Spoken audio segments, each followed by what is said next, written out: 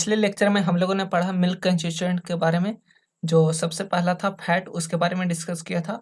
उससे रिकैप कर लेते हैं। फैट जो है इमल्सन के तौर पर मौजूद रहता है दूध में, और दूध एक सफेद तरल पदार्थ है जो अपारदर्शित है, जिसके अंदर देख नहीं सकते। फैट में कैरोटीन अवेलेबल होता है, जिसके कारण दूध का रंग में बदलाव दिखा जाता है, white to yellow, yellow to white. Milk fat fat globules के रूप में पाया जाता है, जिसका आकार गोल और पानी के बूंदों की तरह अवेलेबल होता है और थ्रू आउट द मिल्क पाया जाता है, यानी कि पूरे मिल्क में फैला हुआ होता है। फैट ग्लोबल्स का डायमीटर 0.1 से लेकर 20 माइक्रोमीटर होता है। फैट ग्लोबल्स का एवरेज साइज होता है 3.4 माइक्रोमीटर, और करीब 1 मिलीलीटर दूध में 15 बिलियन फैट ग्लोबल्स पाया जाता है। फैट ग्लोबल्स में एक फॉस्फोलिपिड्स, लिपोप्रोटीन और ग्लाइसराइड का पतला लेयर बना होता है, जो एंजाइमेटिक एक्शन से बचाता है और पदार्थ को खराब होने से बचाता है। दूध को कुछ समय तक अस्थिर छोड़ दो तो फैट ग्लोबल्स ऊपर आने की चेष्टा रखते हैं और ऊपर आकर एक क्रीम का लेयर बना लेते हैं। फैट ग्लोबल्स का जितना बड़ा साइज होता है उतना ही जल्दी दूध के ऊपर चले आते हैं। लंबे समय के लिए मिल्क को स्टोर करने के लिए सबसे पहले होमोजेनाइजेशन किया जाता है, ताकि फैट ग्लोबल्स का साइज यूनिफॉर्म हो जाए और स्मॉल हो जाए, और नंबर ऑफ फैट ग्लोबल्स बढ़ जाते हैं, ताकि वो लंबे समय तक स्टोर किया जाए और फैट ग्लोबल्स ऊपर आके क्रीम लेयर ना बनाए। फैट डेयरी प्रोडक्ट को कोमलता प्रदान करता है, चिकनाहट प्रदान करता है। फैट में फैटी एसिड भी पाया जाता है, जैसे कैप्रोइक, कैप्रिलिक और कॉपरिक एसिड पाया जाता है। फैटी एसिड के कारण ही सुगंध और टेस्ट स्ट्रॉन्ग होता है। दूध में 2/3 सैचुरेटेड फैटी एसिड होता है, जैसे मिस्टेरिक, पाल्मिटिक एंड स्टेरिक एसिड। सबसे ज्यादा अनसैचुरेटेड फैटी एसिड होता है ओलिक एसिड।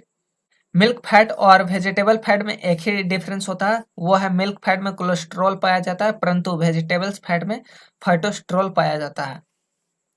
फैट में फॉस्फोलिपिड करीब 0.1 से लेकर 0.23% तक पाया जाता है, जैसे लेसिथिन्स, स्फिंजोमिलिन्स, इनोसिटोल इत्यादि। फॉस्फोलिपिड एंटीऑक्सीडेंट की तरह काम करता है, जिससे फैट को लंबी अवधि तक रखने में मदद करता है और उसे खराब होने से प्रिवेंट करता रहता है। हम लोग बात करेंगे मिल्क प्रोटीन के बारे में, जो सेकंड कंस्टिट्यूएंट है मिल्क का सबसे ज्यादा। Casein accounts for 80% of the total milk protein, यानी कि 4-5 कैसिन मिलकर एक प्रोटीन बनाता है, और 80% मिल्क प्रोटीन में कैसिन पाया जाता है। It is a heterogeneous group of phosphoproteins consisting of 4 distinct protein. एक फॉस्फोप्रोटीन का हेट्रोजीनियस ग्रुप है जो 4 कैसिन का मिलकर बनाता है एक प्रोटीन, जैसे alpha S1, alpha S2, beta और के कैसिन अवेलेबल होते हैं, जो फर्स्ट लेक्चर में हम लोगों ने डिस्कस किया था। तो अल्फा S1 का मात्रा होता है 38%, अल्फा S2 कंट्रीब्यूट करता है 10%, बीटा कैसिन 36% कंट्रीब्यूट करता है और के कैसिन 13% कंट्रीब्यूट करता है। मिल्क प्रोटीन है वो कैल्शियम कैसिनेट फॉस्फेट कॉम्प्लेक्स के रूप में पाया जाता है। Alpha casein is responsible for stabilization of the micelle in the milk, यानी कि जो अल्फा कैसिन है वो प्रोटीन का कोलाइडल पार्टिकल्स जो होते हैं को स्टेबलाइज करके रखता है। Casein contribute in a big way to viscosity and white colour of milk, यानी कैसिन जो है वो चिपचिपाहट में सबसे ज्यादा कंट्रीब्यूट करता है। इसके साथ साथ मिल्क का जो कलर व्हाइट होता है उसमें भी ज्यादा कंट्रीब्यूट करता है।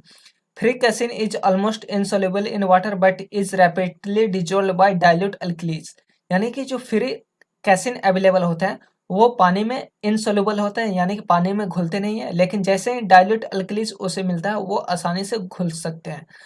Casein in milk can be precipitated with dilute acid, salt or rennet. All casein precipitate at pH 4.6, यानी कि मिल्क में जो कैसिन अवेलेबल होता है उसको आसानी से प्रेसिपिटेट किया जा सकता है डाइल्यूट एसिड को मिलाकर, साल्ट या फिर रेनेट को मिलाकर। मिल्क का जैसे पीएच वैल्यू 4.6 पहुंचेगा, वो जितने भी सारे कैसिन हैं वो ऊपर प्रेसिपिटेट हो जाते हैं, कि झॉग के फॉर्म में ऊपर चले आते हैं। कैसिन का जो छोटे छोटे कोलाइडल पार्टिकल होते हैं उसे कैसिन मिसेले बोला जाता है। Biologically casein serve as a carrier for calcium and phosphate to nurture the young calf and form a clot in the stomach to aid easier digestion. Biologically casein जो है वो calcium और फॉस्फेट के लिए एक वाहक के रूप में कार्य करता है, यानी कि बायोलॉजिकली कैसिन जो है वो कैल्शियम और फॉस्फेट को कैरी करता है, ताकि युवा बछड़े यानी कि जो बच्चे जन्म देते हैं उसका पोषण किया जा सके और पाचन को आसान बनाने के लिए पेट में सहायता थक्का बनाया जाता, जिससे आसानी से डाइजेशन हो जाए। The micelle also contains citrate, minor ions, lipase and plasmin enzyme and entrapped milk serum। यानी कि मिसेले जो है, मिसेले क्या होता है, ये कैसिन का स्मॉल क्लाइडल पार्टिकल्स होते हैं, वो साइट्रेट और माइनर आयंस होते हैं, लिपेज होते हैं, प्लाज्मिक एंजाइम होते हैं और कुछ मिल्क सीरम में इंट्रैप्ड होते हैं। आप जो तस्वीर देख रहे हैं ये मिसेला और सब मिसेले का स्ट्रक्चर है, जिसमें पिंक कलर का जो है ये के कैसिन मॉलिक्यूल्स है और थ्रेड लाइक स्ट्रक्चर है, ये प्रोट्रूडिंग चेन्स है। और ये राउंड कलर का ऑर्डर वॉल पे जो लगा हुआ है स्मॉल सा गोल, वो PO4 ग्रुप है। और फिर बीच में ये जो सेंटर में आप देख रहे हैं ये है हाइड्रोफोबिक कोर। ना अब यहाँ पे डिस्कस करेंगे whey protein. The greenish yellow clear liquid that separates out of milk after precipitation of casein at pH 4.6 is called Whey and the protein contained therein are Whey proteins। यानी pH 4.6 पर casein के precipitation के बाद दूध से अलग होने वाले ग्रीस येलो रंग के तरल पदार्थ को Whey कहा जाता है और इसमें प्रोटीन की मात्रा को Whey प्रोटीन कहते हैं। These globular proteins are more water soluble than casein and are prone to heat denaturation. यानी कि ग्लोबुलर प्रोटीन है वो कैसिन के कंपेयर में ज्यादा वाटर सोलुबल होते हैं, गर्मी पड़ने पर डीनेचुरेशन का संभावना ज्यादा बढ़ जाते हैं। The extent of coagulation depends on temperature of holding, salt concentration and pH of milk. Protein का कोगुलेशन यानी कि प्रोटीन का जमावट टेम्परेचर पे डिपेंड करता है, साल्ट कॉन्सेंट्रेशन और मिल्क का पीएच पे भी डिपेंड करता है। Native way proteins have good gelling and whipping properties. यानी कि मिल्क में जो नेचुरली प्रोटीन पाया जाता है उसमें जेलिंग ज्यादा होता है और व्हिपिंग प्रॉपर्टीज बढ़ जाते हैं। इसमें आप टेबल देख रहे हैं मेजर वे प्रोटीन फ्रैक्शन का, जिसमें क्वांटिटी बताता है वे प्रोटीन का कि किस कौन सा फ्रैक्शन में कितना क्वांटिटी होता है। तो बीटा लैक्टोग्लोबुलिन में 50 से 55% टोटल वे प्रोटीन होता है। अल्फा लैक्टो एल्बुमिन में 20 से 25% होते हैं। इम्यूनोग्लोबुलिन्स में 10 से 15, बोविन सेरम एल्बुमिन से 5 से 10%, लैक्टोफेरिन में 1 से 2%, लैक्टो पर ऑक्सीडेज में 0.5% अवेलेबल होते हैं और लाइजोजाइम लेस देन 0.1% अवेलेबल होते हैं क्वांटिटी। तो बीटा लैक्टोग्लोबुलिन्स जो होते हैं वो अप्रोक्सीमेटली 50% हो जाते हैं। This bind fat soluble vitamin making them more available to the body. और ये जो होते हैं वो फैट सोलुबल विटामिन को हमारे शरीर तक पहुंचाते हैं। This help prevent muscles breakdown and spare glycogen during exercise. यानी कि जो बीटा लैक्टोग्लोबुलिन्स होते हैं वो हमारे मसल्स को ब्रेकडाउन से बचाते हैं, यानी कि एक्सरसाइज के समय हमारे बॉडी को ज्यादा मात्रा में ग्लाइकोजन प्रोवाइड करता है। बीटा लैक्टोग्लोबुलिन्स में अल्सो भी helpful in controlling certain liver condition. यानी कि बीटा लैक्टोग्लोबुलिन्स जो होते हैं वो हमारे लिवर को कंडीशन को मेंटेन करने में, कंट्रोल करने में ज्यादा मदद करते हैं। Alpha lactalbumin is the primary protein found in human breast milk and is a good source of essential amino acid. This is the only whey protein component capable of binding calcium। और ये जो alpha लैक्ट albumin है ये calcium को bind करने में सबसे ज्यादा कैपेबल होता है।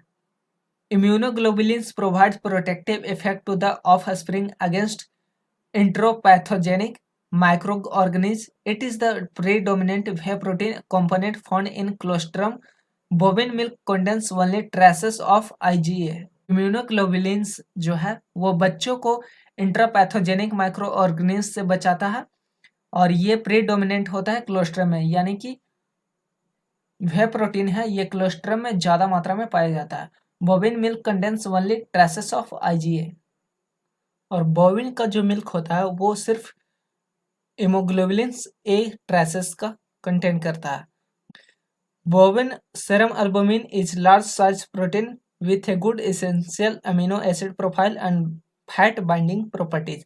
यानी कि बोविन सेरम एल्बुमिन है उसका प्रोटीन का साइज बड़ा होता है और वो good essential amino acid profile, यानी कि उसका अमीनो और उस प्रोटीन में अमीनो एसिड का मात्रा अच्छा खासा होता है।